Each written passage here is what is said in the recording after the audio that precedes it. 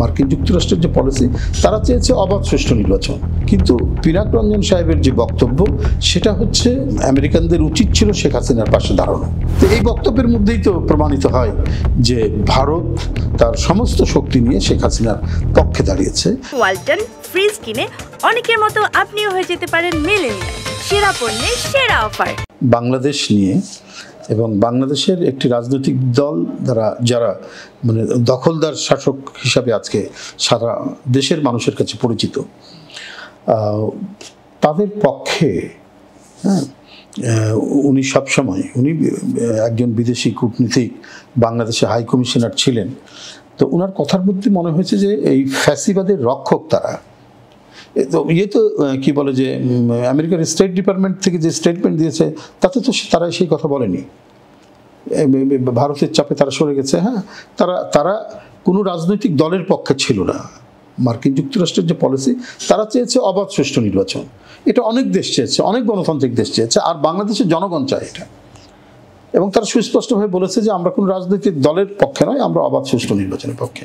কিন্তু পিনাক রঞ্জন সাহেবের যে বক্তব্য, সেটা হচ্ছে যে মানে এদের উচিত ছিল, আমেরিকানদের উচিত ছিল শেখ হাসিনার পাশে দাঁড়ানো।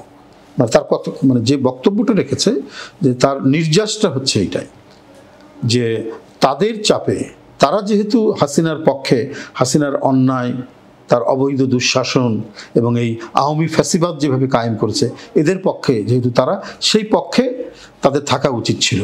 কিন্তু তারা থাকেনি। তারা বারবার অবাধ সুষ্ঠু নির্বাচনের কথা এটা বলছে, কিন্তু তাদের চাপে তারা পরে মানে চুপ করে গেছে। এইটা তার বক্তব্য আর কি। তো এই বক্তব্যের মধ্যেই তো প্রমাণিত হয় যে ভারত তার সমস্ত শক্তি নিয়ে শেখ হাসিনার পক্ষে দাঁড়িয়েছে এবং একটি মানে প্রতিযোগিতাহীন, একতরফা, জালিয়াতির এবং দামি নির্বাচন সম্পন্ন করতে একমাত্র ভারত তাদেরকে সহযোগিতা করেছে। যেটা আজকে পিনাক রঞ্জন, যেটাকে বিনা স্বীকৃতি থেকে শুরু করে তাদের অনেকের বক্তব্যের মধ্যে দিয়ে সেটা সুস্পষ্ট হয়েছে। আর মার্কিন যুক্তরাষ্ট্রে কি কারো চাপের উপর নির্ভর করে? তারা তাদের যে দৃষ্টিভঙ্গি, তাদের যে মতামত এবং তারা যেটা মনে করে, সে তার বড় একটা বিশ্বের একটা বৃহত্তম একটা গণতান্ত্রিক দেশ, শক্তিশালী দেশ। সবসময় তারা যেটা করেছে, ইউরোপিয়ান ইউনিয়ন থেকে শুরু করে প্রত্যেকেই এটাকে একটা দামি নির্বাচন, এটাকে একটা মানে একতরফা নির্বাচন বলে অভিহিত করে সবাই স্টেটমেন্ট করেছে। জাতিসংঘ বলতে স্টেটমেন্ট করেছে এই নির্বাচন নিয়ে। তারপরে আর কি থাকতে পারে।